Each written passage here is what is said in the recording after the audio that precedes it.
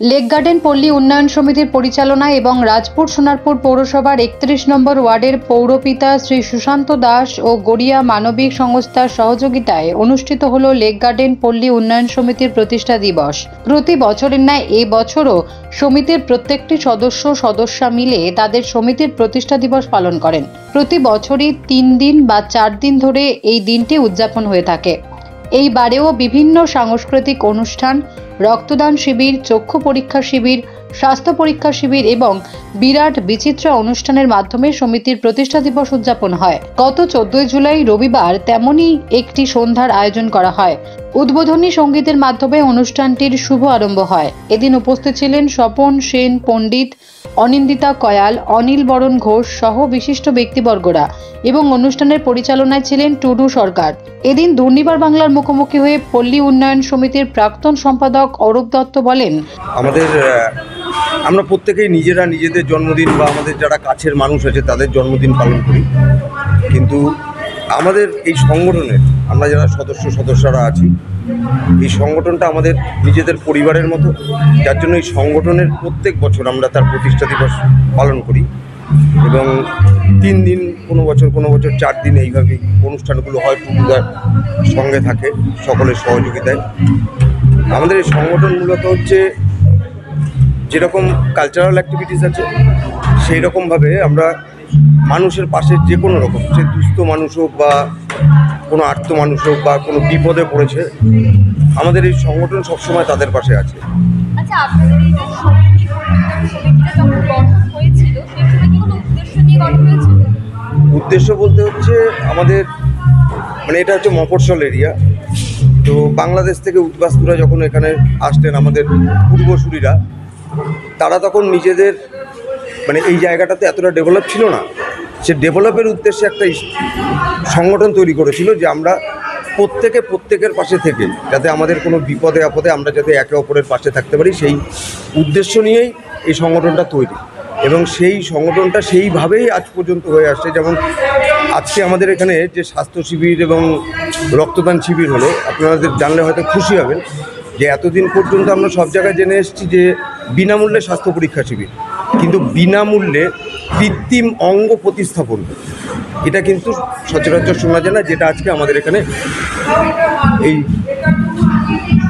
রক্তদান শিবির এবং যেটা স্বাস্থ্য শিবির তার মধ্যে রাখা হয়েছে। এবং আমরা আমাদের যারা স্থানীয় বিভিন্ন শিল্পী আছে, হয়তো গেও যোগী ভিক পায় না একটা কথা আছে, কিন্তু গতকাল আমাদের একটা প্রোগ্রাম ছিল, তাদের প্রত্যেককে আমরা আমাদের এই মঞ্চে সম্বর্ধিত করেছি এবং তারা প্রত্যেকে এবং এখানে 1-2 করে গান গেয়েছেন। আমাদের উদ্দেশ্য হচ্ছে তাদেরও উৎসাহিত করা এবং এলাকার প্রত্যেকটি মানুষকে নিয়ে, প্রত্যেকটি আশেপাশের যে ক্লাব সংগঠনগুলো আছে তাদের প্রত্যেককে সঙ্গে নিয়ে আমাদের এই পথ চলা শুরু হয়েছিল এবং আগামী দিনেও এইভাবেই আমরা চলতে চাই, এটাই ভগবানের কাছে, মানুষের কাছে। সাধারণ মানুষ উদ্দেশ্যে যে কাজগুলো করে থাকেন সেখানে কি সরকারের পক্ষ থেকে কোনো সাহায্য পান নাকি? হ্যাঁ, না, সরকারের পক্ষ থেকে বলতে হচ্ছে, মনে করুন আমাদের ক্লাবের পক্ষ থেকে আমরা যতটা পারলাম তার জন্য করলাম। তারপরে সরকারের পক্ষ থেকে আমাদের কাউন্সিলর, আমাদের যিনি বিধায়ক আছেন, তাদের সাহায্য নিয়ে তারপরে সরকারি যে সুবিধাগুলো পাওয়া যায়। ঠিক আছে, আপনারা হয়তো জানবেন যে আমাদের বহু মানুষ এখন স্বাস্থ্যসাথী হয়েছে, কিন্তু একটা সময় ছিল যে যখন 2013-র আগে, 11 থেকে 13-র মধ্যে তারা হয়তো বাইরে ট্রিটমেন্ট করতে যেতেন। অনেকে জানে না যে সেইখানেও রাজ্য সরকার তাদের টাকা দেয়। আমরা তখন এইভাবেই স্কিমগুলো করে তাদের টাকাগুলো পাইয়ে দেওয়ার ব্যবস্থা করতাম।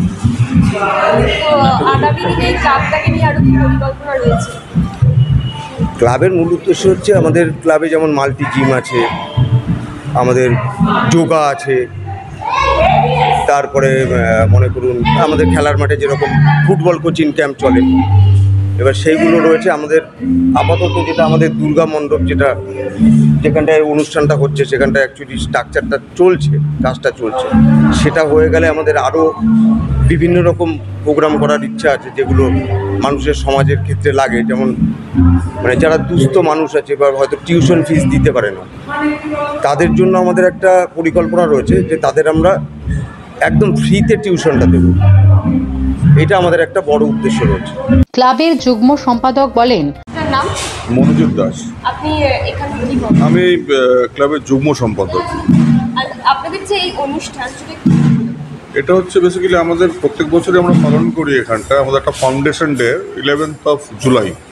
তো এই ফাউন্ডেশন ডেতে আমরা বিভিন্ন রকমের অনুষ্ঠান আমরা প্রত্যেকবারই আমরা এখানটায় করি, মানে উপস্থাপনা করি এখানটায়। তো আমাদের প্রথম দিন যেটা ছিল, আমাদের বিভিন্ন এখানটায় যারা লোকাল যারা নেতৃত্ব আছে, তারপরে লোকাল যারা গুণী লোকজন আছে, সবাইকে নিয়ে আমরা একটা সম্বর্ধনা এখানটা আমরা দিই। আর আমাদের এখানটায় যেটা এখন লুপ্ত হয়েছে অনেক কিছুই, যেটা হচ্ছে নাটক। ক্লাবের একটা নাটক হলো, আমাদের পাড়ার মেয়েদের একটা নাটক এই বছর আমরা উপস্থাপনা করেছি। আর সেকেন্ড জিনিস হচ্ছে যেটা আমাদের প্রথম দিন এখানটা একটা নৃত্যনাট্য মানে পরিবেশনা করা হয়েছিল। নেক্সট দিন আমাদের ছিল ছেলেদের একটা নাটক আমরা আমরা করলাম। আর আজকে মানে থার্ড ডে যেটা ছিল সেটা আমাদের লোকাল যারা আমাদের এখানটায় শিল্পী যারা আছে, যারা লোকাল গান টান করে বিভিন্ন জায়গায়, তারা সুনামধন্য শিল্পী তারা, কিন্তু সেই সম্মানটা ওরা পায় না বেসিক্যালি। তো তাদেরকে আমরা সম্বর্ধনা দিয়েছি কালকে। আর আজকে যেটা হচ্ছে, আজকে আমরা দুপুরে হেলথ ক্যাম্প ছিল। হেলথ ক্যাম্পের মধ্যে আমাদের রক্তদান শিবির থেকে শুরু করে বিভিন্ন টাইপের যত রকমের হেলথ ক্যাম্প, মানে যা যা ফেসিলিটি থাকার কথা। আর সবচেয়ে বড় কথা হচ্ছে আমাদের এখানটায় যাদের পা নেই, হাত নেই, তো তাদেরকেও আমরা একটা মানে কৃত্রিম হাত পা লাগানোর ব্যবস্থা আজকে যেরকম এখান থেকে 10 জনের ব্যবস্থা করা হলো। একদমই গরিব। আর আমাদের অঞ্চলটাও খুবই একদম মানে খুব মানে একটা বেসিক্যালি আগে একটা কলোনি বেড়েছিল এটা। তো এখন আস্তে আস্তে লোকের মানে আর্থিক অবস্থা এখানটায় উন্নতি মানে হচ্ছে। হ্যাঁ, এটা লেক গার্ডেন পল্লী উন্নয়ন সমিতির পরিচালনায় করা হয় এটা। আপনাদের এই সমিতিটা কত বছরের পুরানো? এটা 60তম বছর আমরা পালন করছি আমরা এটা। মানে এখানকার মূল উদ্যোক্তা এখানকার আমাদের ক্লাবের যারা কর্মকর্তা যারা আছে তারা তো আছেই বেসিক্যালি। আর সেকেন্ড হচ্ছে এখানকার যে লোকাল কাউন্সিলর, আমাদের এটা হচ্ছে রাজপুর সোনারপুরের 31 নম্বর ওয়ার্ড। এখানকার লোকাল কাউন্সিলর হচ্ছে সুশান্ত দাস, ওনার সহযোগিতা আছে। আর আরেকটা বড় কথা হচ্ছে আমাদের সঙ্গে গড়িয়া মানবিক বলে একটা সংস্থা আছে, ওরা আমাদের সঙ্গে মানে জড়িয়ে আছে বহুদিন থেকে, তাদের সঙ্গে ইনভলভমেন্ট আমাদের আছে। তো এই ওদের সবাই মিলেই আমরা এই অনুষ্ঠানটাকে আমরা করলাম। দুর্নিবার বাংলার মুখোমুখি হয়ে টুডু সরকার বলেন, এটা 60 বছর। আচ্ছা, মানে মূলত আপনাদের এই পল্লী উন্নয়ন সমিতির উদ্দেশ্যটা কি, মানে তারা কি কাজ করে? এরপরে ক্লাবের সমিতির আমি খুব শর্ট টাইমে এই ক্লাবের সাথে যুক্ত হয়েছি, সংগঠনের সাথে। আগের যিনি সেক্রেটারি ছিলেন উনি আরও ডিটেল বলবেন। আমি যতটুকুর মধ্যে যে দেখেছি, যদি মনে করেন এই মহামায়াতলা চত্বরটাতে অনেক প্রচুর ক্লাব আছে, এবং যদি বলেন অর্গানাইজ ক্লাব এবং সমাজ কল্যাণমূলক কাজকর্ম, সাংস্কৃতিক দৃষ্টিভঙ্গি, এবং ওনাদের সবথেকে বড় কথা একটা বড় আসবে একটু পরেই দেখবেন, একটা বড় মহিলাদের টিম আছে, মানে যেটা অনেক ক্লাবেই থাকে না। প্রায় 40-50 জনের একটা টিম আছে, তারা অর্গানাইজ করে ক্লাবটাকে চালায়, পুজোটা সেইভাবে হয়। এবং সত্যিকারের ক্লাব সংগঠন মানুষের পাশে থাকা থেকে শুরু, আজকে সারাদিন ধরে রক্তদান শিবির থেকে শুরু করে স্বাস্থ্য শিবির সব হয়েছে। তো মানুষের পাশে থাকা, শুধু ক্লাব মানে আনন্দ করলাম, বিনোদন হলো, এটা নয়। সাথে সাথে মানুষের পাশে রাত বিরাতে থাকতে হবে, সেটা লেক গার্ডেন্স পল্লী উন্নয়ন সমিতি ক্লাব। আমি এতদিন ধরে বুঝতে পেরেছি। আজকে বাইরে থেকে অনেকেই আসবে, স্থানীয়তেই ভর্তি হয়ে যাবে, আর বাইরে থেকে কিছু লোক আসবে, যেহেতু ভালো আর্ট শিল্পীরা রয়েছেন, গান বাজনা শুনতে আসবে। প্রতি বছর হয়। এবং দেখুন 60 বছর একটা ক্লাবের এইভাবে অর্গানাইজ করে ক্লাবটাকে এই জায়গায় দাঁড় করিয়ে, মানে এটা ইয়ে নয়, জোকস নয়, মানে এটা চলবে এবং আশা করি আরও বহু বছর চলবে ক্লাবটা। আজকের এই অনুষ্ঠান নিয়ে যারা দর্শকরা আছেন তাদের বার্তা দেবেন? দর্শকদের একটাই বার্তা দেবো, ক্লাবের পাশে থাকুন।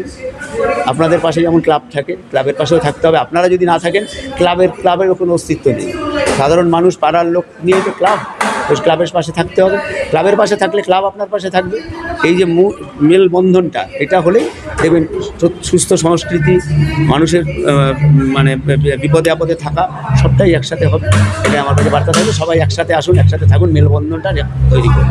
এদিন সঙ্গীত জগতের বিশিষ্ট ব্যক্তিবর্গরা তাদের এই সমিতিতে গান করতে আসার নানান অভিজ্ঞতা কথা জানান এবং এই সমিতি যে একটি মহৎ উদ্দেশ্য নিয়ে কাজ করে চলেছে সেই কথাও বলেন।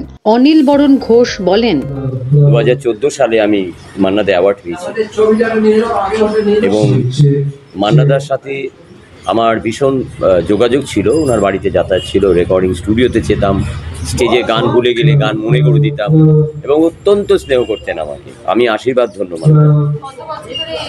আমি প্রায় 40 ইয়ার্স সারা ভারতবর্ষ ঘুরেছি প্রায় 40 বছর আমি মান্নাদার গান নিয়ে সারা ভারতবর্ষ ঘুরেছি। আজকে টুটুদার অনুষ্ঠানে এসেছি। টুটুদা যখনই কোনো অনুষ্ঠান করেন আমাকে টুটুদা বলে, অনিলদা আপনি কিন্তু 1 নম্বরে আছেন। এবং টুটুদার যে আন্তরিকতা, টুটুদার যে এই পরিশ্রম এবং এত অনুষ্ঠান উনি করেন বা ওনার প্রচেষ্টা, সেটা আমরা চেষ্টা করি সফল করার জন্য। আর আমার অনুষ্ঠানে আমাদের যে পণ্ডিত স্বপন সেন, আমার সাথে উনি কফি হাউস বাজিয়েছিলেন। একটা অনুষ্ঠানে আমি গান গাইছিলাম, স্বপনদা বাজিয়েছিলেন কফি হাউসের মিউজিক পার্টি।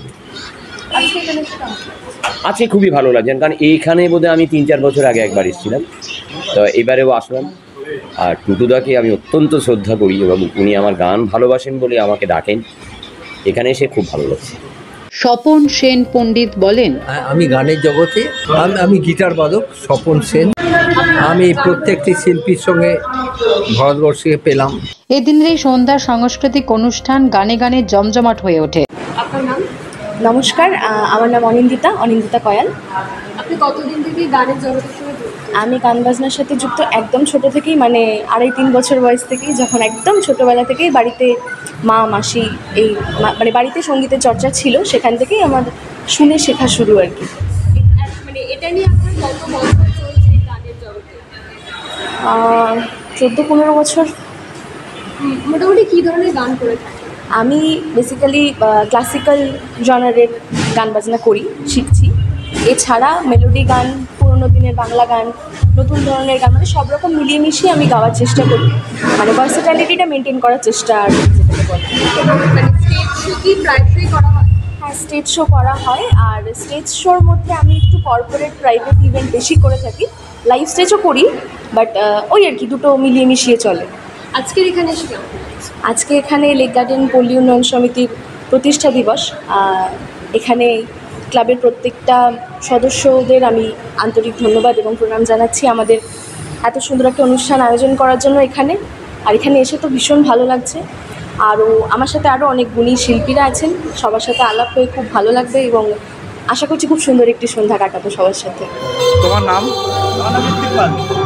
কত বছর ধরে সারেগামাপাতে আছো? আমি সারেগামাপাতে 18-19 সালে ছিলাম অ্যাজ এ ব্যাক ভোকালিস্ট। তো ওখানেই 2-3 বছর কাজ করেছি। এখন ফ্রিল্যান্স কাজ করছি, শোজ করছি, ইউটিউব করছি, চলছে আবার। বাড়ি কোথায়? আচ্ছা, এর মধ্যে কোনো প্রোগ্রাম করেছো তুমি, মানে 2024 জানুয়ারিতে? সরস্বতী পুজোর থেকে শুরু করে 1 জানুয়ারি নিয়ে সবগুলো নিয়ে। Bureau report, Durnibar Bangla news.